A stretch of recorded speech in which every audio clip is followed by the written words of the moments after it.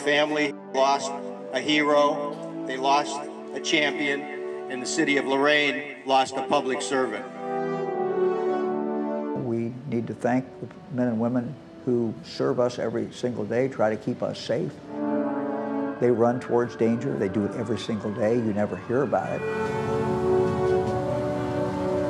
Even in the face of this violence, they'll be here tomorrow, and the day after, and the day after, because they're answering the call to protect and serve their communities. We are a united city, and that we only are going to have positive thoughts in honor of our fallen angel, Officer Wagner.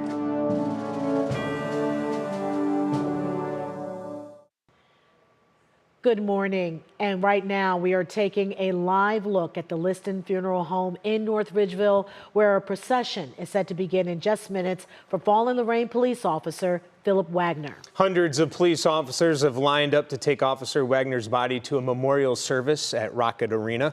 We want to thank you for joining us here for our special coverage. I'm Dave Chudowski. And I'm Danita Harris, and Russ Mitchell is joining us this morning. It was 1 week ago, actually, Russ, today that you broke in during your newscast to report of this shooting. That is right, and it is always great to work with you, unfortunately, under these circumstances. Yes, it is hard to believe. It has been a week ago, and this is the third police officer funeral we have covered in the past 14 months. But what people are going to see today is going to be nothing short of amazing in terms of the support that the family of Officer Wagner is going to get. The procession, as you talked about, the procession, I guess they called it an escort last week from the medical examiner's office to the funeral home, contained 350 police vehicles. Yeah. So it is going to be huge. We're going to see that today. We're going to hear from people who knew Officer Wagner. It's going to be one of those mornings, again, a very solemn morning, but something I think will be inspiring as well for a lot of folks. The community support has definitely been touching, and we appreciate you being with us here this morning. We do have team coverage as a community. Mourns the loss of Officer Wagner. That is right, Danita. We have reporters all along the procession route from start to finish this morning, but we're going to start with Monica Robbins, who is sharing Officer Wagner's life and legacy. Good morning, everyone. Yeah, I am here at the corner of East 9th and Carnegie, which will be shutting down in just 30 minutes. But there's been a lot of activity happening here. Just about 30 minutes ago, we saw law enforcement bomb squad making their way with a bomb dog, searching everywhere, making sure this area is secure. We've seen numerous SWAT vehicles making their way down, making their way under the under Rocket Arena to make their way into the area, and they are blocking the road as well, or they will be in position to block the road.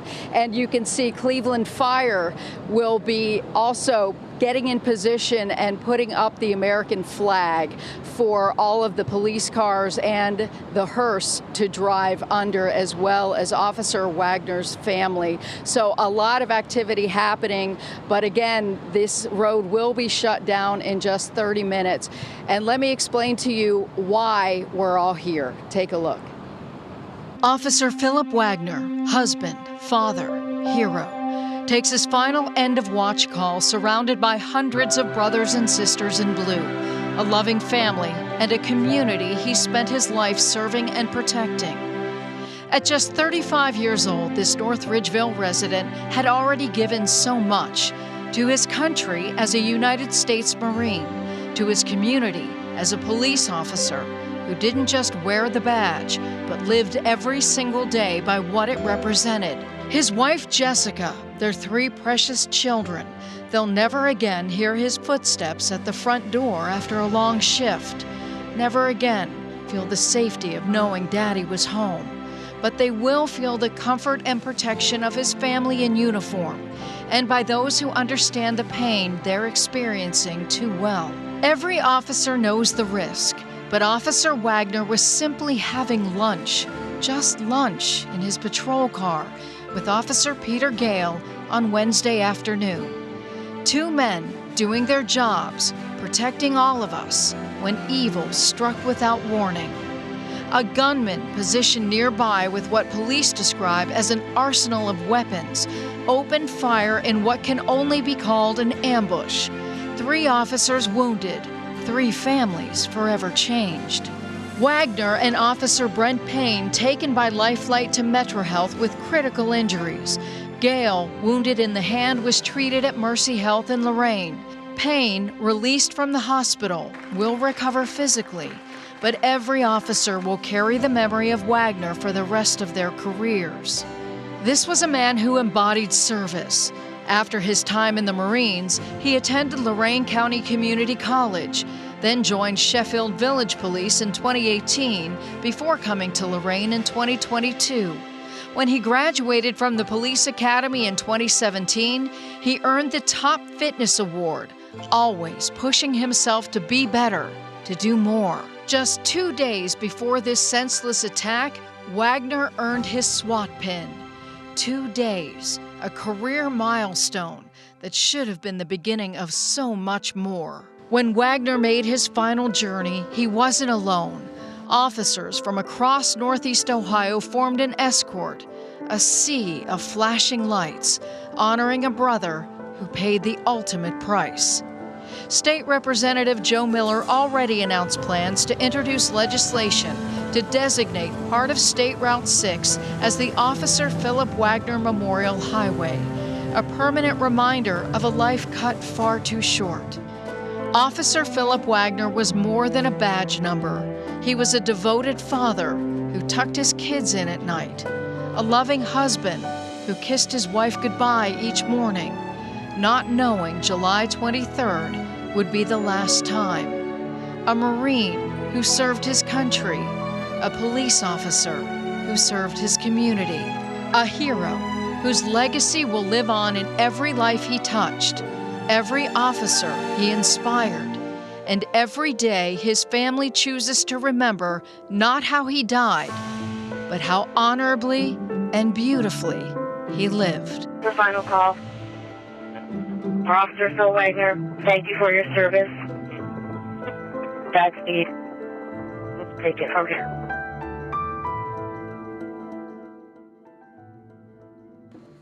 All right, we are hearing right now that the procession for Officer Wagner will start in just a few moments. And we will be quickly pausing as we are joined by our broadcast viewers as well.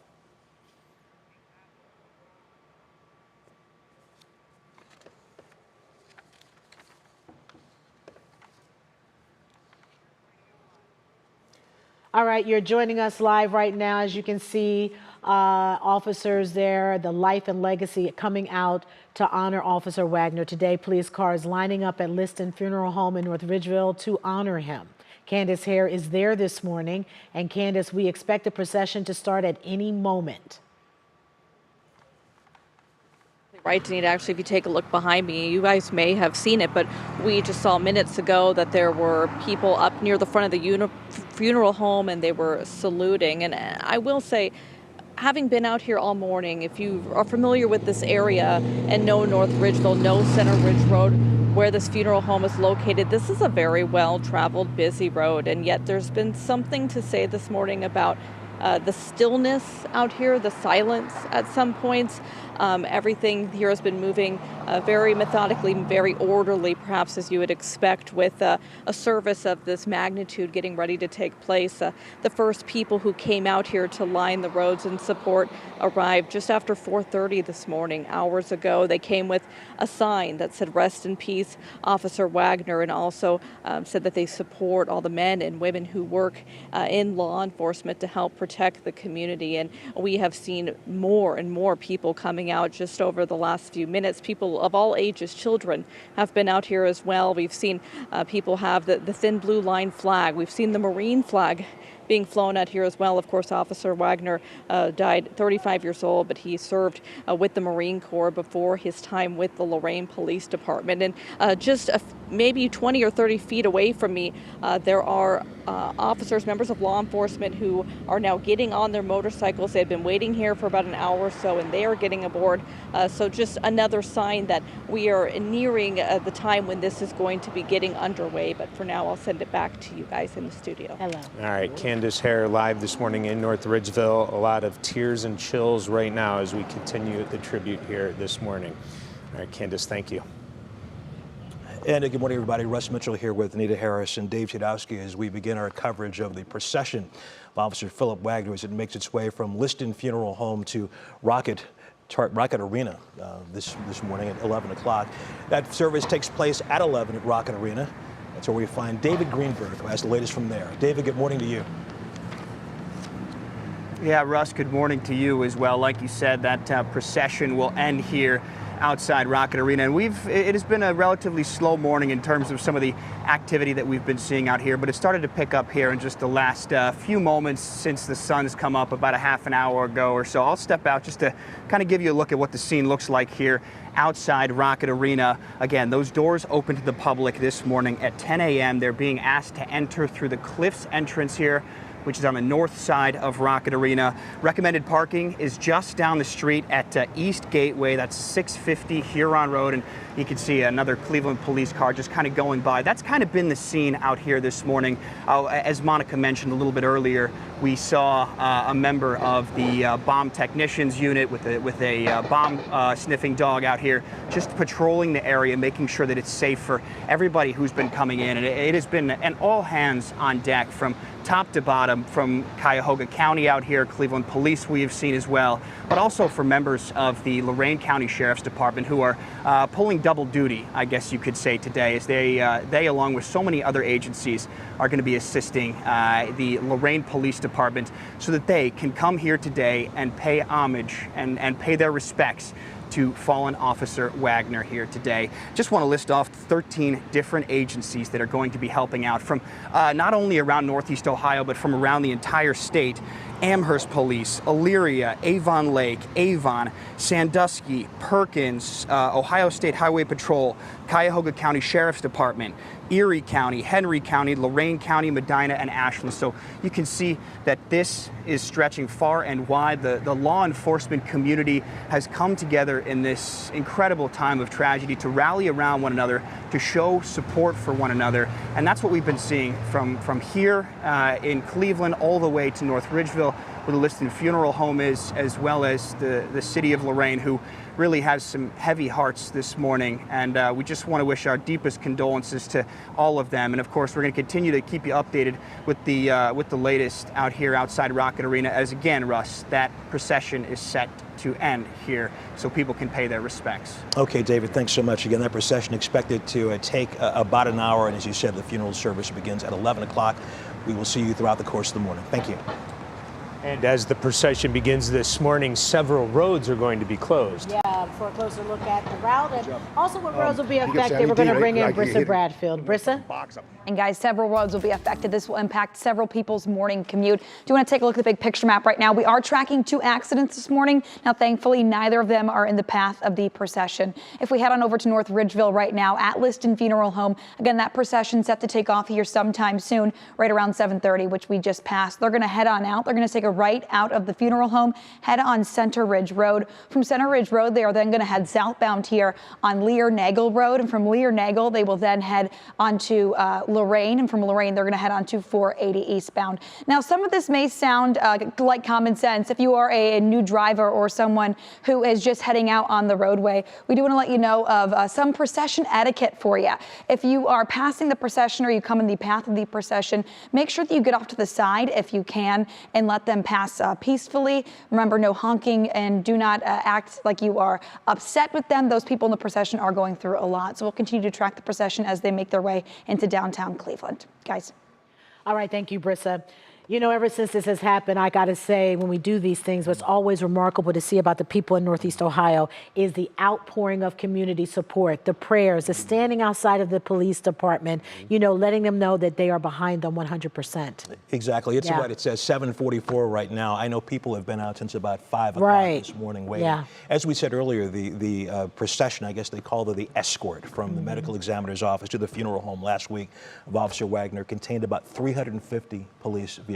Yeah. So again, a show of support that we see in times like this. Unfortunately, this is the 3rd time in the last 14 months that we have had a funeral of a Northeast Ohio police officer who was killed in the line of duty. That is just unbelievable and tragic, and should not be the case, Russ, certainly. And for more on the community and the outpouring, we're going to head out now to Danielle Wiggins, who is live this morning. Danielle, good morning.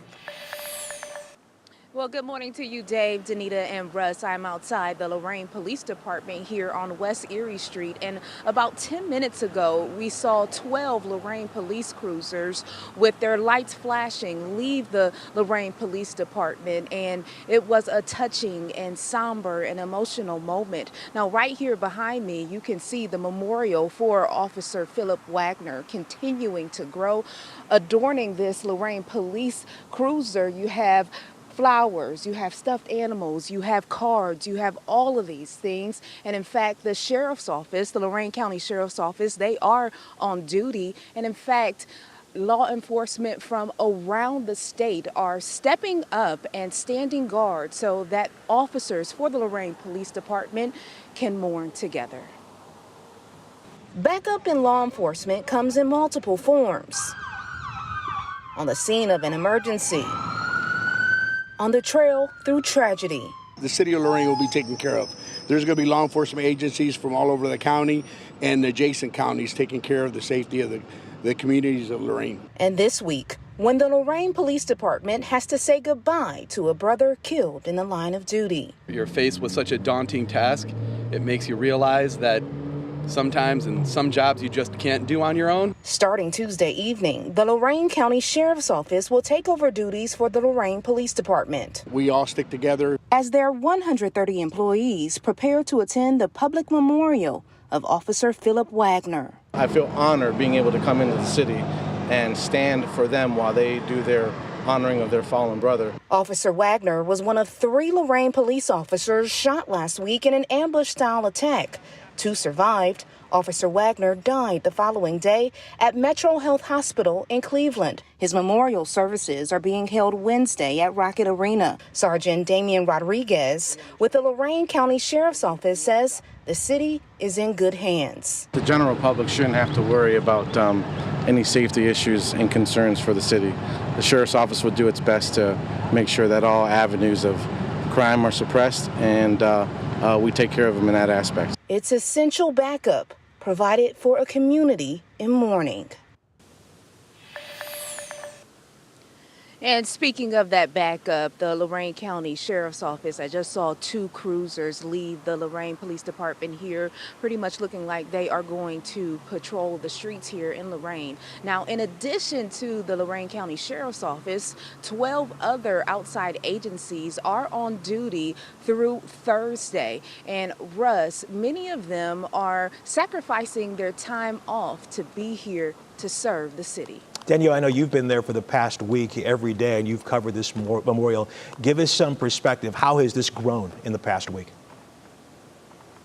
Well, actually, Russ, this is my second day here at the memorial. I was out on the scene, which is a few miles from here. But as you can see from yesterday, when I was here yesterday, there were people coming all day, really paying their respects. In fact, before one of our live shots, someone, it looks like an older gentleman, came up and asked me, hey, I want to give a donation for the family. How can I do that? And I just told him to go ahead and go into the police department. So it's beautiful to see how the community is coming together to honor Officer Phillip Wagner. And Russ, actually yesterday I talked to the mayor here in Lorain, and he said that one thing that the community needs to know and to remember, that these officers here that patrol and in fact law enforcement around the nation, they are our champions, and that he's saying that the community needs to realize that every single day there are protectors, not just on days when there's a tragedy like this, but we should honor and respect them every day, according to the mayor here in Lorain. Of course, and of course he is so right about that. Danielle Wiggins in Lorain, thank you. Let's go back out to North Ridgeville right now at the Liston Funeral Home, where the procession is about to start. Annabelle Childers there on the scene. What can you tell us? Well, the procession is beginning right now, it appears, and I want to step out so that you can see what we're seeing here at the Liston Funeral Home. We just watched multiple officers on their motorcycles leave. Just to give you a lay of the land here, the First Congressional Church is right next to the funeral home, so that's where those motorcyclists just pulled out. But we are also seeing a large police presence in the funeral home, which is that building to the right of it. And we have seen, as Candace was saying earlier, lots of people come out and show their support.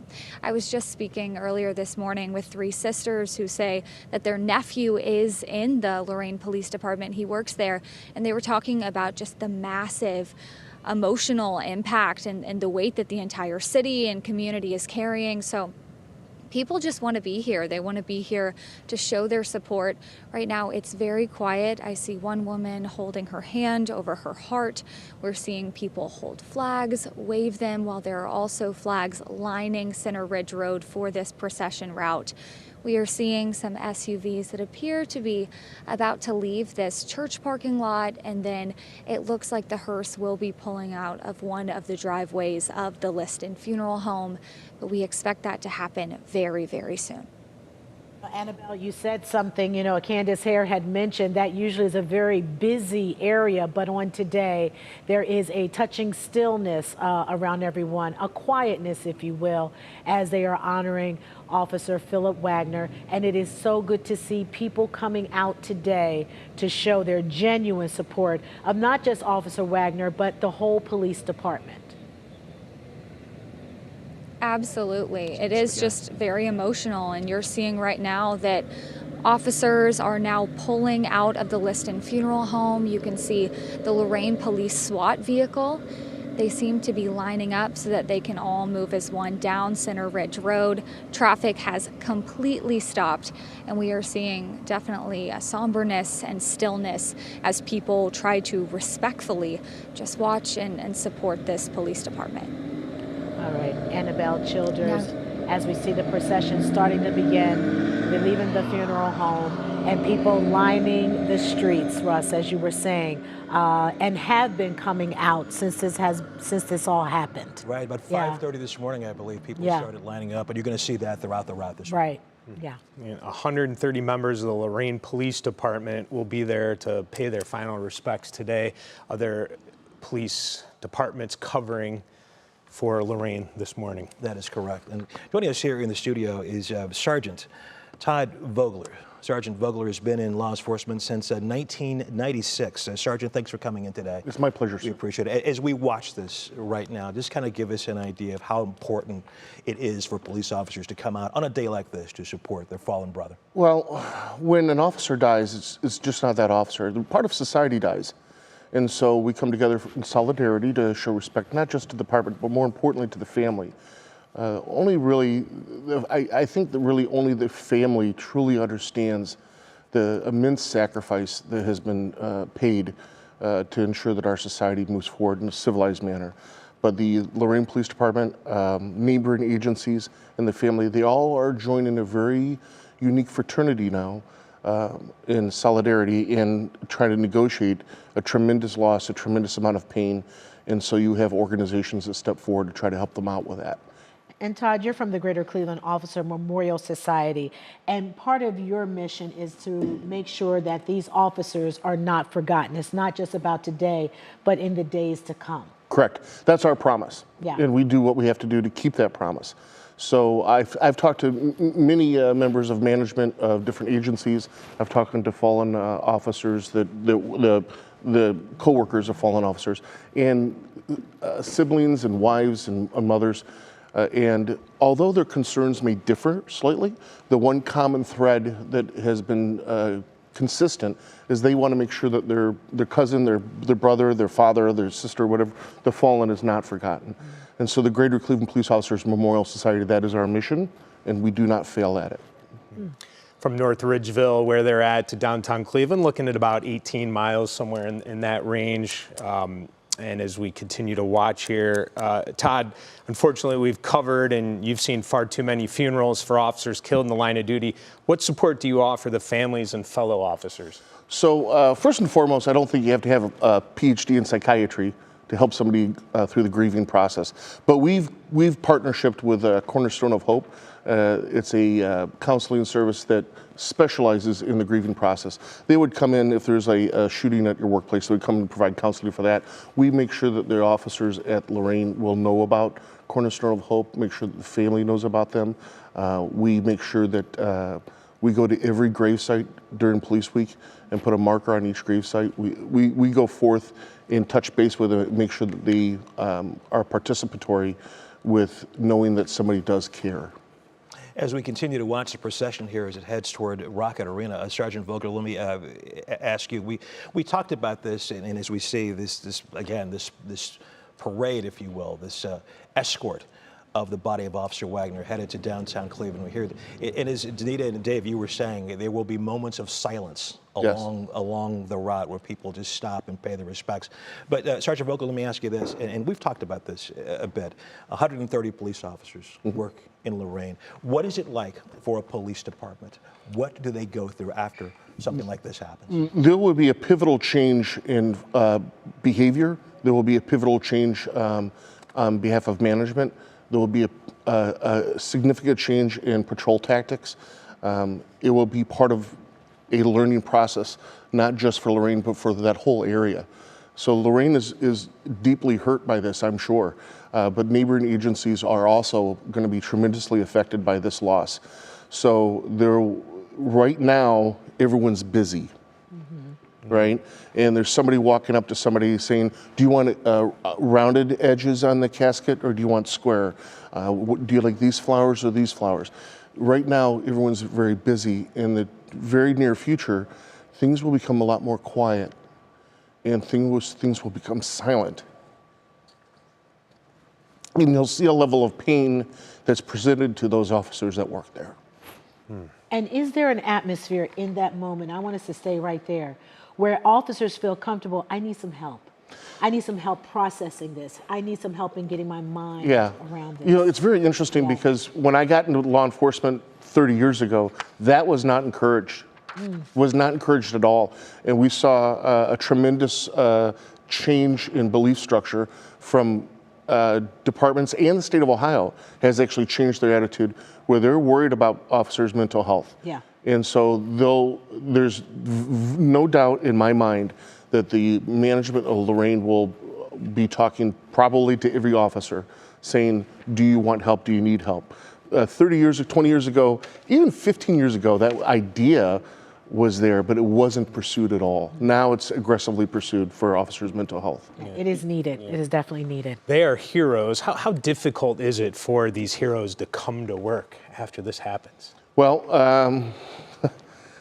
the biggest contribution, for lack of a better term, the average officer can do is continue to go to work, to continue going to those calls, continuing the mission of serving those who served others, of continuing to carry the torch and protect those, and not forget why you got into this line of work, not forget your oath of office.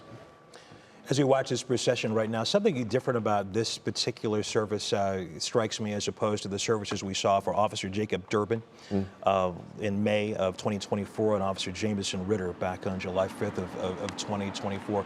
Those services were held in a church, and there was video of the church. They allowed for those ceremonies to be televised. This is being held at Rocket Arena, a very public place. Sergeant, can you give us some insight into that at all? So, when it's held in such a large venue, it's a good indicator of the amount of attendance that we're anticipating. And the attendance of this officer is probably significantly higher because he was ambushed. Every officer knows the next call you go to could be your last for really predominantly one of three reasons. One, you physically or emotionally were subjected to something that you can't recover from. The media turns on you. I mean, the media turns on you, you're done. Or third, because of in-house politics. This guy, he's sitting in his cruiser having a piece of pizza, and he's totally ambushed. He wasn't even afforded the opportunity of a fair fight. I mean, the bad guys, they choose when and where. They're proactive. We appreciate the fact that we're reactive. When we do a traffic stop, there's opportunities there for bad guys to hurt us. About 11% of officers are killed in line of duty during traffic stops. But when you do a traffic stop, you're trying to make that window of opportunity so narrow.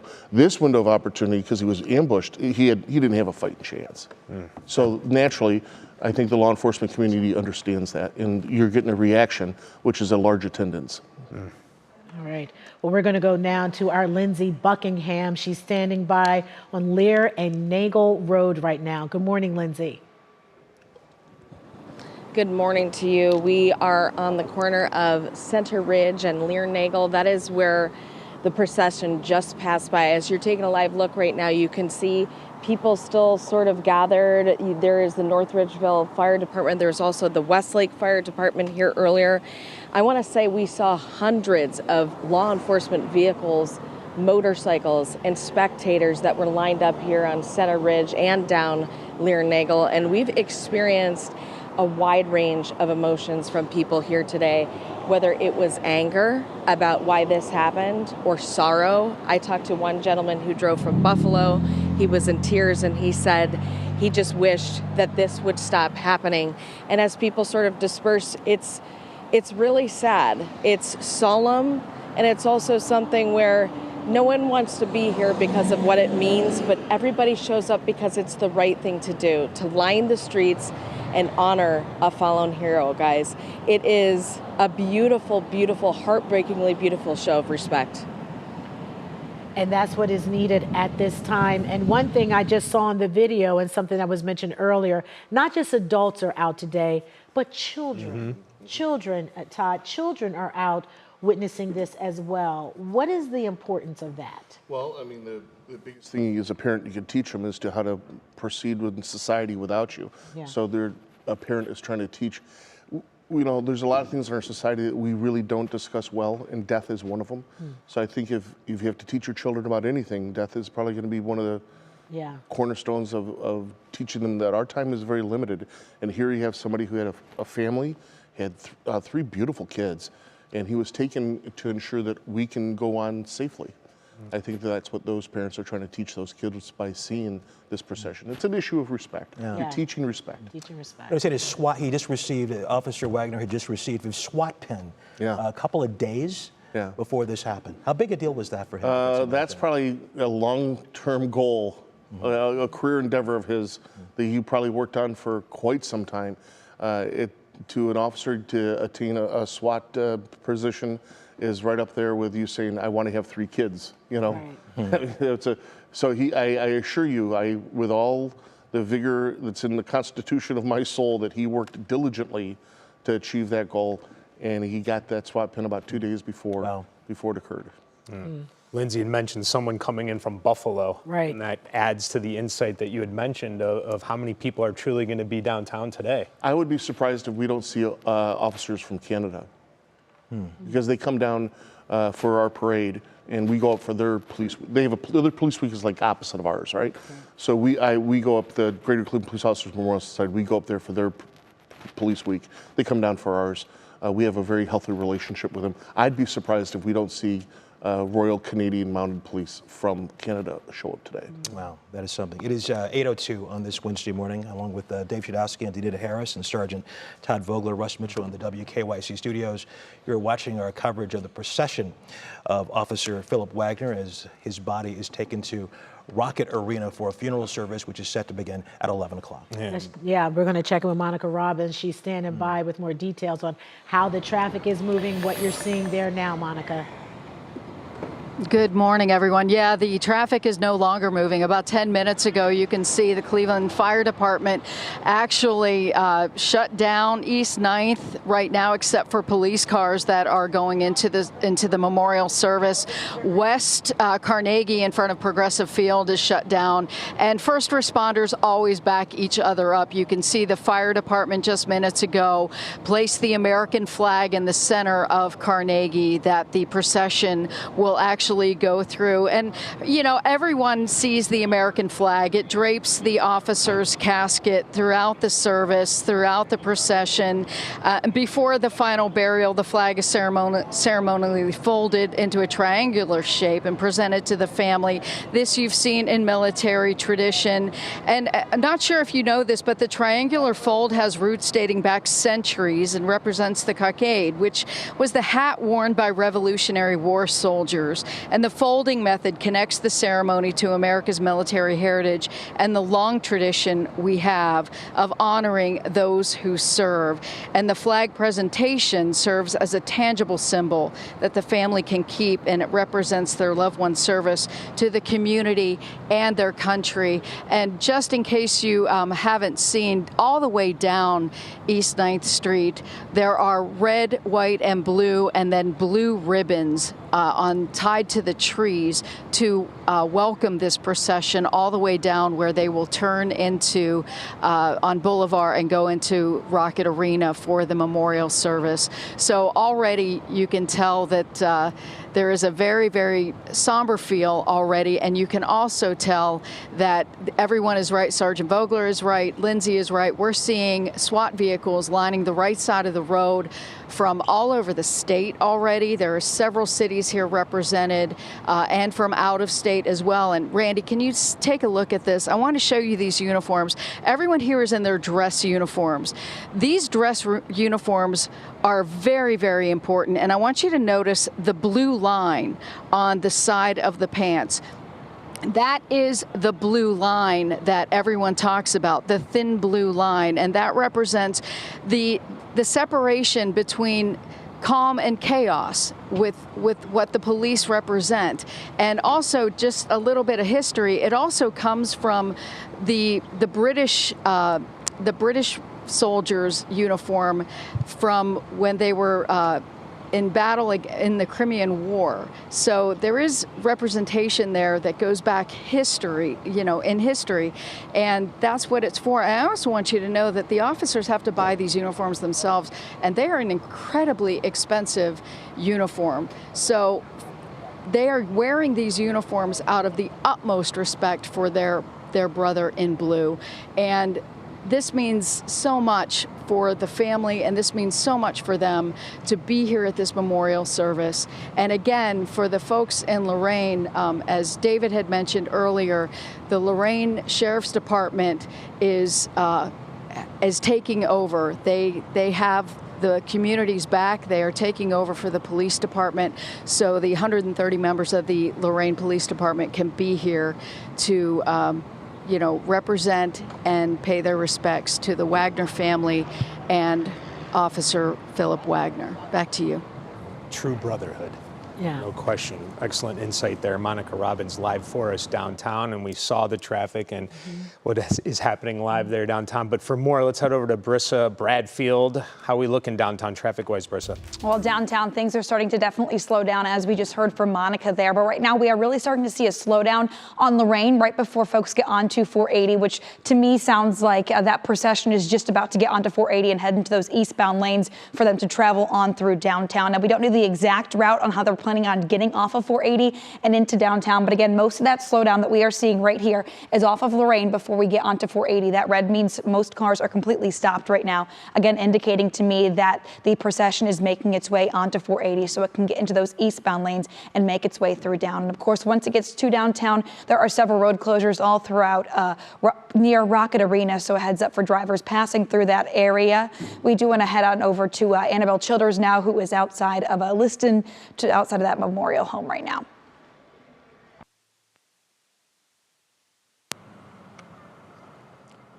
Hey, Brissa. Well, we have watched the funeral procession leave this area. Now it is a more quiet scene as we watch people pack up their lawn chairs and their American flags in order to go back to their homes and continue following this coverage. It was a very emotional morning, and we were impressed to see the amount of people that showed up. I knew that this was going to be a more intimate procession than the police escort that we saw on Friday, with a lot of different law enforcement agencies present, but still this morning, just so many Lorain police officers that showed up, and then community members who wanted to be here and show their support. Okay, Annabelle Childers, thank you very much at Liston Funeral Home, where the procession began, about 30 minutes or so ago. Yeah. Sergeant Todd Vogler, as we said earlier, you've been in law enforcement since 1996. We can show the officer, there he is, Sergeant Vogler right there. We appreciate you coming in. You've been in law enforcement since 1996, and we all discuss this in our personal lives, it's the fragility of life. Yeah. And I wonder, you also teach police officers. How do you instill that? What things do you say to police officers who obviously every day go out not knowing how that day is going to end? Well, when I teach in the academy, truthfully, it's kind of invigorating to me because you can see, I call them kids. They're not kids, they're adults, right? But they're all out there and they're so they're so bright-eyed and bushy-tailed. They haven't been beat up by life yet. And it's so really when I teach them, it's I walk out of the classroom going, wow, I feel better. Let's go get those bad guys, right? But when you talk to them about this event, and how this can change your perspective on a lot of things, but I've actually gone so far as to I've had one or two recruits that I want to try to instill what was actually taking place, and so I had them write a letter, almost an obituary. If you have them write their own, there's something with the learning process when you put pen to parchment. There's something with the learning process when somebody writes something down, right? And so I had two recruits that they just weren't picking up what I was putting down. They weren't smelling what I was stepping in, right? So I actually have them write down a farewell letter to their mother and to their spouse, kind of drives home, and I say, this is the risk at hand. You accept this risk every time you go to work. And you have to appreciate the fact that there's other people that are going to be paying that price. I've always believed that the biggest people who have accepted most of the abuse of my choice of occupation has always been my family, my wife, my daughter. They are the ones that pay the price, the deepest, not you. So, because they choose to love you, and now you're making a decision that will forever affect them as well. And think about it. When I go to third shift, honestly, how many women do you know are willing to sleep alone in bed for months on end so that you can go to work and make other people feel safe? The true applause goes to them, to those feelings. But you have to drive home that message sometimes, and that's some of the ways I do it. And one of the things that came out of this, an officer was speaking about, with the increase, like so many officers being killed in the line of duty, and we're hearing it more and more and more. Russ said we keep doing these things that are happening. How do you share with the officers, how has that changed the mentality, the atmosphere, that it's more of an attack on police officers now? Well, society's become a lot more aggressive towards police work. We've seen, it was several presidents ago, we've started seeing more conflict. What we're seeing with officers is we're seeing a different applicant. Okay. We're seeing a different person that stays in police work. And before, the vast majority of people would leave police work within 3 to 5 years. If somebody has passed 5 years, they're pretty hardcore dedicated to our fraternal experience. And so before you really didn't have that, now you do, because the ones that are really doing this now, it's in their bloodline. I mean, we talk about the thin blue line, and we talk about the bloodline on the pants, but I think a lot of officers now look at, we tell people the thin blue line is the line that we walk between chaos and an ordered structured society. If you talk to officers that have been in this business for, that thin blue line, that's my family crest. And so that's how we got to look at it. So I think you're seeing a different applicant now. I think you're going to see in 5 years, if they're still in the business, if they're not emotionally exhausted, you're going to see somebody who's very dedicated to our concepts, to our ideas. Takes a special person, no doubt. I want to address this again for those who might just be joining us. Russ asked you about it being at Rocket Arena, and your answer about the fact that he was ambushed, and that is why you think that there will be more people. Yes, very much so. I mean, once again, if somebody's not even given a fighting chance, it's like your heart really pours out to them. I'd be very surprised if we don't see officers as far away as Cincinnati, as far away as Detroit. I would not exclude Canada from showing up today. I wouldn't exclude that idea. When they're doing the venue, that's because they've gotten so many phone calls. The police department, the day after, if you call, their desk sergeant, their receptionist is getting so many phone calls, and that's how they gauge where to hold the venue. If we can go back to that shot of the flag there at Carnegie near Progressive Field, I want to point out a couple of things that are happening today that are different from other funerals of police officers we have seen of late. As we've just pointed out, as Dave and Danita and the sergeant just pointed out, this will take place at the Rocket Arena. What happens many times during these ceremonies, when the hearse gets to the location of the actual funeral, there is a procession, there is a ceremony of the coffin being taken out of the hearse. What is going to happen here today, this is what we were told yesterday. Rocket Arena has a downstairs basement. It's where the athletes park. Dave, you know this. Dave knows. I've been there a few times. You've been there. It's where the athletes park. It gives you direct access to the floor of the arena. What is going to happen is once the hearse arrives at Rocket Arena, it will go inside that garage. There will be no cameras allowed in there for live pictures. So if there is a ceremony like that there, you will not see it live. And police tell us that is not necessarily for privacy's sake, but it's just for logistics' sake. It is the best way to get the coffin inside the arena and get the family in there as well. Sergeant Vogler, as you look at this today, you talked about the families and what happens later. One of the things that you do is you counsel families. I heard from a sister of a fallen police officer yesterday who said something that you pointed out earlier. Right now, there's a lot of attention on this. They're getting a lot of support, but this goes away really quickly. That's the hardest part. It goes about a week, maybe 10 days. Before you know it, the flags will go back up to full staff. The ribbons will come down off the light poles. The T-shirt sales for the fundraiser for the family. We'll see an uptick in sales on our webpage to support the memorial. But about a week or 10 days, all that will start going away. And now it's quiet. And when it's quiet, that's when your mind will start realizing that last Christmas was the last Christmas. And the next birthday party, he won't be there. And it's not 1 year. It will take years for that family to accept the new norm, if you will. And when things like this happen, other families who've been touched by this in the same way, do they come together? Do they reach out? Well, we actually have a representative in the Greater Cleveland Police Officers Memorial Society that will reach out to that and say, I'm a mother of one of our officers that were slain, and let them know that they're not alone. And there's something when you know that you're not alone. There's something with the healing process that helps that. I don't know if you're never going to recover. You just accept what the new norm is because you don't have a choice. Yeah. It's either you can waller forever or try to accept the new norm. And the healthiest thing is just this is what life has dished me right now. Yeah, and move on the best way you know how. Best as you can. The best as you can. Yeah. We're going to head back out to downtown on East 9th Street. Monica Robbins. Monica, what can you tell us now? Well, Dave, I just finished talking to a few of the SWAT members who, again, like I said, on the right side of the street on East 9th, all of the SWAT vehicles are lined up with their lights on, and a number of the SWAT members are just standing outside of their vehicles waiting for the procession to come by. And, you know, I talked to them about the importance of being here, and it's very solemn. They're very emotional, and, you know, they couldn't think of any other reason why they wouldn't be here. They need to be here. This is so important for them. I also talked to some of the firefighters, and they feel the same way. This is something that they have to do. Not that they want to do, obviously, but they have to do.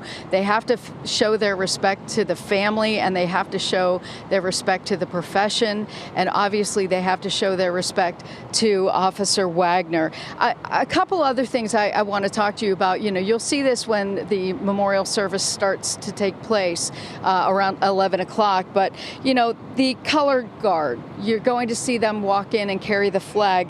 There's the honor guard and the color guard. They have broader ceremonial duties. The color guard has a specific focus. They'll be presenting and protecting the national flag and other organizational colors during ceremonies. They work together, but they have distinct responsibilities.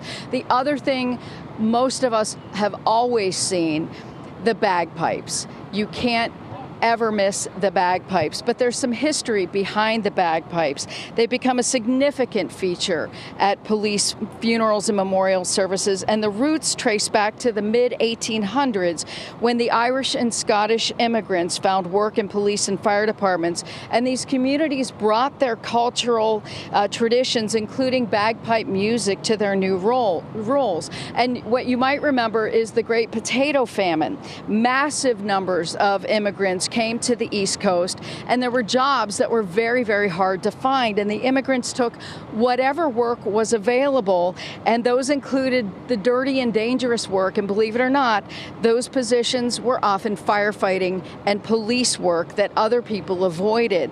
So Celtic people have played bagpipes at funerals, weddings, and wakes and other events for centuries, and when one of their own was killed in the line of duty, bagpipes provided a comforting touch of home and familiarity, and the haunting tones and the solemn sounds often trigger deep remembrance and emotion, and it doesn't matter if you're Irish or Scottish, it impacts all of us. And they also have a very, very long military tradition, particularly in Scottish and Irish regiments, where they were used to boost morale during battles, to honor the fallen soldiers, and obviously the sound of the bagpipe is used to honor people, and it's associated with solemnity, tradition, and grandeur, and it always makes them fitting for honoring this deceased. And that is why you hear the bagpipe, and why anytime you hear Amazing Grace, everyone who hears that song gets choked up. It doesn't matter who you are. I've been at several of these services and memorial services, and anytime you hear the Cleveland Pipes and Drum or the firefighter pipes and drum and they play this, it's just incredible. What you're seeing now is the procession is now coming in. The motorcycle unit is coming through. You can see the SWAT unit leading. The hearse will be coming. I'm just going to step out of the way and let this proceed.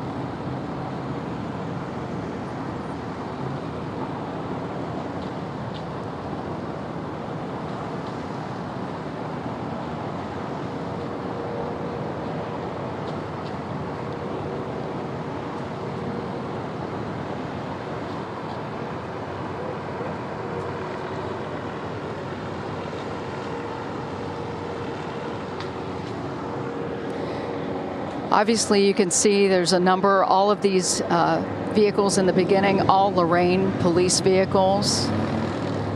The hearse has already gone past us, already heading into the tunnel underneath Rocket Arena.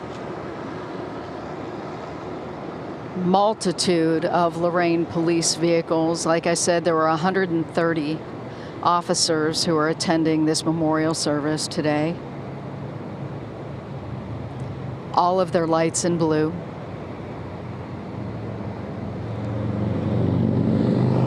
A lot of people are wondering why police lights are in blue and red.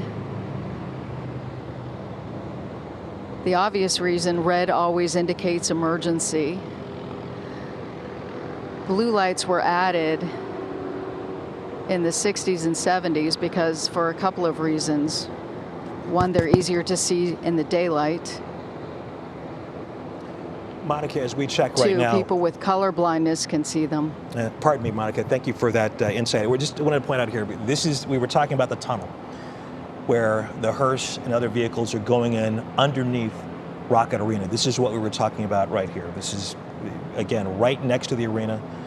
It's where the athletes park, dignitaries who go into the arena, and this was done, we were told, to give better access to police officers and the pallbearers to take the coffin, the body of Officer Wagner, inside the arena. And Sergeant Vogler, you were talking to us a little minute ago, something I didn't know about the structure. You know, we may think that you said these are just cars, but there's a structure to how this is all happening, even to the speed at which it's happening. So when a bunch of vehicles get on a freeway, it's kind of like a big accordion. So it's hard for one car to stay, tight towards the previous car. So most processions on the highway, they're not 100%. They're not in a rush. It's a day for the family. It's a day for Lorain. They're not in a rush. And so normally on the highway, you'll see them go somewhere between 35 and 45. The motorcycles usually lead the way. SWAT was there. It makes sense because when you don't know who to call, you call the police, right? When we don't know who to call, we call SWAT. So SWAT's lead the road, and that's a big, heavy piece of equipment. It's going to take a little time for that piece of equipment to get up to 45 miles an hour, right? But there's a lot of structure that's taking place. You don't realize it just because you see the procession. You see everybody on the side of the road, but there's a lot of dispatchers talking to each other, letting know where the procession is. One agency is just rolling from one agency to another, and their officers are talking to each other on the radio. We have what's called a Learn channel where they share traffic. Everyone has their reason for an emotion today. We're talking about a person here, an avid gamer, a baseball and a hockey fan. This was a person that lost his life too soon. I think immediately of my daughters. I get a tear in my eye. I look over to you. When that procession came in behind Monica, what was your first reaction? Well, this has been an emotional day for me as well. Don't be fooled, right? But when you see another officer coming to their final resting place, there's a lot that's going on emotionally with every officer that's there. We are human, and it's quite the toll when you see a brother or sister in blue finally being given their last respects, their last rights, if you will. So it's tough on all of us. Dave, as you mentioned, of course, he's a human being. We're talking about it affects his soul. Let's kind of piggybacking on what you were saying there. Dave, Officer Phillip Wagner, 35 years old, from North Ridgeville, father of 3. He and his wife married for 10 years. A Marine veteran, and somebody pointed out to me last week, you were never an ex-Marine. You were always a Marine, so I'm sure there'll be a big Marine presence there. There's only 3 types of Marines.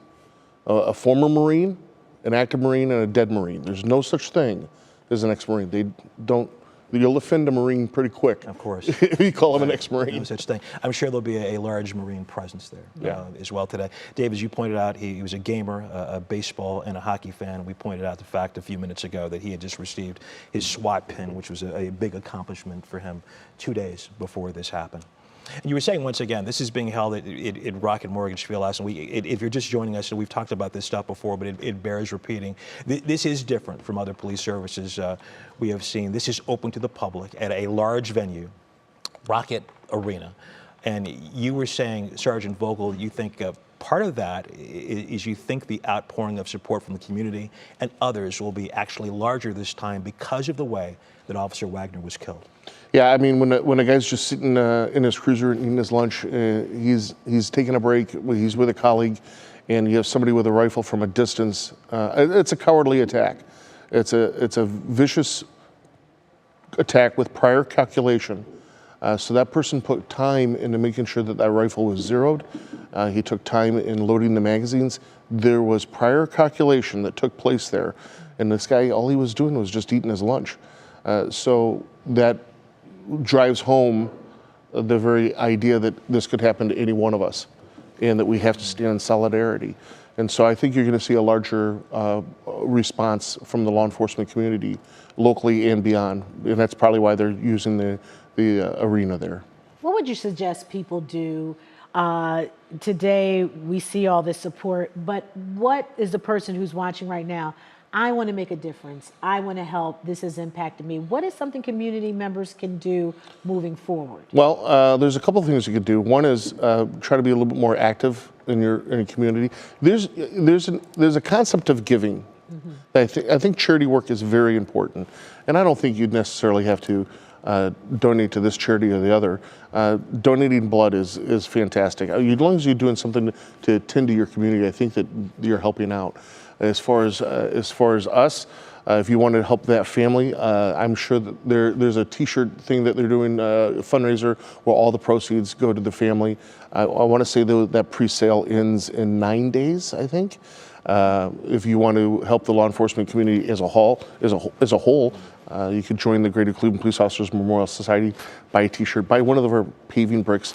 It's nice that the memorial here in Cleveland is the second largest memorial in the United States, second only to the National Memorial. And it's nice that you can have this holy, noble crusade as much as you want, but the bottom line is, you can't pay the taxes, you might as well turn the keys over to the county, right? So when we started the memorial back in the early 80s, we never thought we'd ever fill up 3 pillars. We recently had to do a remodel to add 2 more pillars onto it. So it costs money, right? So you can join GC Palms, you can participate in your local community as well. But we don't want to forget the other 2 officers. We don't want to forget the other 2 officers who were injured there. Officer Brent Payne was released from Metro Health on Saturday. Officer Peter Gale was recovering after he was shot in the hand. One thing about Officer Payne that we talked about last week, but says a lot about the brotherhood, sisterhood here, is they were both in the hospital. Officer Payne and Officer Wagner. Officer Payne was being treated. Officer Wagner had passed away. As they were taking Officer Wagner's body out of Metro Health, Officer Payne, who again was going through his own issues at that point, insisted that he be taken out in the hall so he could stand with his fellow officers to say goodbye to Officer Wagner. That is an amazing show of support. Testament to the brotherhood. Testament to the brotherhood. It's a testament also to his character. The honor and integrity that he wanted to show his brother. It's noteworthy, absolutely noteworthy. I think we can follow up more on that in a moment, but not only is Monica Robbins live downtown, so is David Greenberg, and we're going to go over to him now in downtown Cleveland. David, what's the latest for you? Yeah, Dave, good morning to you. Well, again, we're here outside Rocket Arena, and I'm sure you can hear there's helicopters up above, and they have actually just reopened traffic here on Huron. It was closed a few moments ago, and there were, I'd say, over 50 motorcycles, as well as over 50 dozens, to say the least, of Lorain police squad cars that were just driving up and down here on Huron. And you could see the look on their faces. People around here were just taking in the moment, appreciating, this show of support for a fallen officer. People with their phones out, taking videos, and again, it really is just one of those super emotional moments here. And the doors open outside Rocket Arena here at about 10 o'clock, so members of the public can come in and pay their respects as well.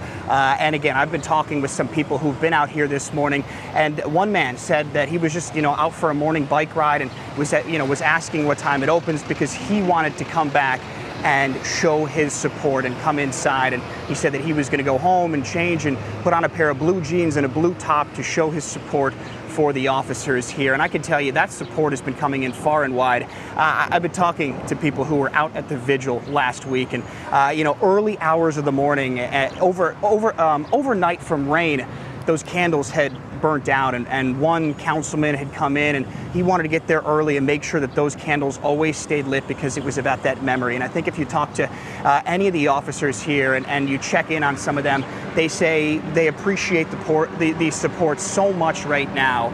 But again, it's not today, it's not the next day, it's weeks and months from now and years, because that hurt is going to last a very, very long time. And again, that financial support has been coming in for them as well. That GoFundMe I just checked is up to over $150,000 now. So if you are interested in donating, we do have links to that on our website, WKYC.com. But again, this goes so much further beyond any financial support. This is the loss of a fallen officer, a family member for people. And again, those doors open here at about 10 o'clock this morning so people can come in. We've been seeing some people kind of walk up and down. Again, they'll come in over on 6th Street, which is just to my right, your left here. You can see some of the squad cars, and they're trying to direct traffic in this area. And again, I actually do want to step out one quick time because I want to show you what they have inside Rocket Arena right now. You can see It says honoring Officer Phillip Wagner, and you see his badge number there, 4178, and then above that is the Lorain Police Department's badge. So again, this is just an incredibly emotional time for so many people here. We're expecting lots and lots of people to come out. It was an impressive display of support for all those members of the Lorain Police Department who were in those squad cars and on those motorcycles, and everything that we have seen from this escort from North Ridgeville to here at Rocket Arena, guys. Many people coming out today to show their support from far and wide. David Greenberg, thank you so much. We're going to go back to North Ridgeville right now in the front of the Liston Funeral Home. Annabelle Childers is there, and she had a chance to talk to someone who was there this morning as the procession began. Annabelle? Yeah, Danita, it's really powerful to hear the people's stories of why they felt like it was important to be here. I talked with two women who were here this morning. They got here very early with their 81-year-old mom. They said they did not get sleep. They stayed up making posters so that they could support Officer Phillip Wagner. It hurts so bad. I mean, we have police officers in our families, so that's why it bothered us the most, probably. Well, we didn't go to bed because we wanted to be here for sure, just to show the family our moral support that we have for them and that our heart aches for them. It hurts for them. And you could see those women just getting choked up and emotional because this is such a heavy thing for them. And they said it's also so heavy to know what this police department is dealing with. Very heartbreaking, Annabelle, and definitely for those who have police officers in their family. And it's just so good to see that they got up really early this morning to stand up and show their support. Sergeant Vogler, some things that will be happening in the funeral. You wanted to explain a little bit about that, the meaning behind some of the ritual we will see. So there's actually a lot of etiquette. There's a lot of structure to what's going on today. Some of the history, just factoids. The salute actually came from days of knights.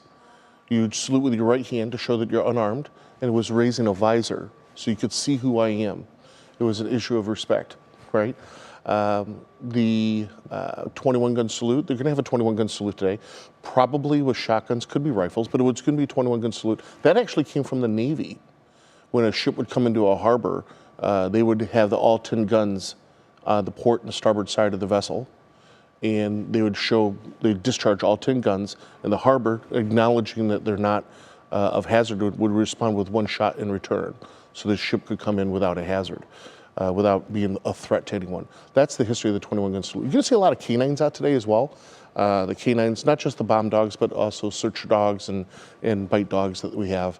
The fun fact, the vast majority of canine handlers are ranked as a sergeant, vast majority of them. The dog actually outranks the handler. Huh. Did not know that. Because the lieutenant, you're following your boss. Wow. And that way, also to reinstill responsibility towards the handler, because if you did something that hurts the dog, you've hurt a superior officer. Right? So that's the history of it. Interesting. Yeah, excellent insight from Todd this morning, I'll tell you. All right, we're going to go back downtown. We just checked in with David Greenberg downtown. Now we're going to go back to Monica Robbins. Monica, what's the latest? Good morning. Yeah, everything is settling down. They're going to be opening up East 9th now, and a lot of the officers, the SWAT officers, are getting ready to go inside Rocket Arena. You know, Sergeant Vogler was coming up with some great information. Another thing you often see at police funerals is the riderless horse. It's called a comparison horse. It serves as a powerful symbol in police funeral protocols. It represents the fallen officer's final journey and their transition into the afterlife. It's typically saddled, but without the rider, and boots placed backwards in the stirrups, and it signifies that the officer will not ride again. And the backward-facing boots represent a fallen hero looking back at the living for the last time. And the centuries-old practice was notably used for Abraham Lincoln. He was the first president officially honored by a comparison horse named Old Bob. And often the riderless horse follows the caisson, a horse-drawn wagon that would carry the casket, and it symbolically represented the riderless, the officer. But let me explain to you why we're all here for Officer Wagner. Officer Phillip Wagner, husband, father, hero, takes his final end-of-watch call surrounded by hundreds of brothers and sisters in blue, a loving family, and a community he spent his life serving and protecting. At just 35 years old, this North Ridgeville resident had already given so much to his country as a United States Marine, to his community as a police officer who didn't just wear the badge, but lived every single day by what it represented. His wife, Jessica, their 3 precious children. They'll never again hear his footsteps at the front door after a long shift. Never again feel the safety of knowing Daddy was home. But they will feel the comfort and protection of his family in uniform, and by those who understand the pain they're experiencing too well. Every officer knows the risk, but Officer Wagner was simply having lunch, just lunch, in his patrol car with Officer Peter Gale on Wednesday afternoon. 2 men doing their jobs, protecting all of us, when evil struck without warning. A gunman positioned nearby with what police describe as an arsenal of weapons opened fire in what can only be called an ambush. 3 officers wounded, 3 families forever changed. Wagner and Officer Brent Payne taken by Lifelight to Metro Health with critical injuries. Gale, wounded in the hand, was treated at Mercy Health in Lorain. Payne, released from the hospital, will recover physically, but every officer will carry the memory of Wagner for the rest of their careers. This was a man who embodied service. After his time in the Marines, he attended Lorain County Community College, then joined Sheffield Village Police in 2018 before coming to Lorain in 2022. When he graduated from the Police Academy in 2017, he earned the Top Fitness Award, always pushing himself to be better, to do more. Just 2 days before this senseless attack, Wagner earned his SWAT pin. 2 days, a career milestone that should have been the beginning of so much more. When Wagner made his final journey, he wasn't alone. Officers from across Northeast Ohio formed an escort, a sea of flashing lights, honoring a brother who paid the ultimate price. State Representative Joe Miller already announced plans to introduce legislation to designate part of State Route 6 as the Officer Phillip Wagner Memorial Highway, a permanent reminder of a life cut far too short. Officer Phillip Wagner was more than a badge number. He was a devoted father who tucked his kids in at night, a loving husband who kissed his wife goodbye each morning, not knowing July 23rd would be the last time. A Marine who served his country, a police officer who served his community, a hero whose legacy will live on in every life he touched, every officer he inspired, and every day his family chooses to remember not how he died, but how honorably and beautifully he lived. The final call. For Officer Phil Wagner, thank you for your service. Godspeed. Let's take it from here.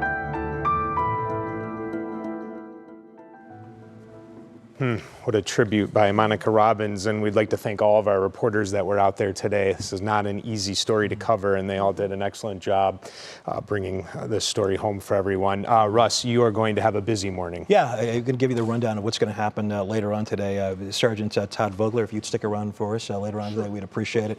We're going to go off television right now in just a moment. We're going to go to our digital WKYC Plus platform. However, to give you a heads up, we'll be back on television at 10 o'clock today, just to kind of give you an update, let you know what's going on. Back on at 10:30 to provide another update, and then we'll go on the air at 10:45 for our coverage of the funeral of Officer Phillip Wagner, which begins at 11 o'clock at Rocket Arena. And obviously, Russ, the circumstance is not great, but always good to see you. Thank you for very good having you today, Russ. You said it so well. Very it's good. Always great to see both of you, but unfortunately under these circumstances, Yeah. it is always a pleasure working with both of you. Thank you for coming in. All right. Well, we're going to be on our stream, WKYC Plus. We thank you for joining us for the procession and what's about to be the memorial service for Officer Phillip Wagner. Join us on WKYC Plus for more. Thank you.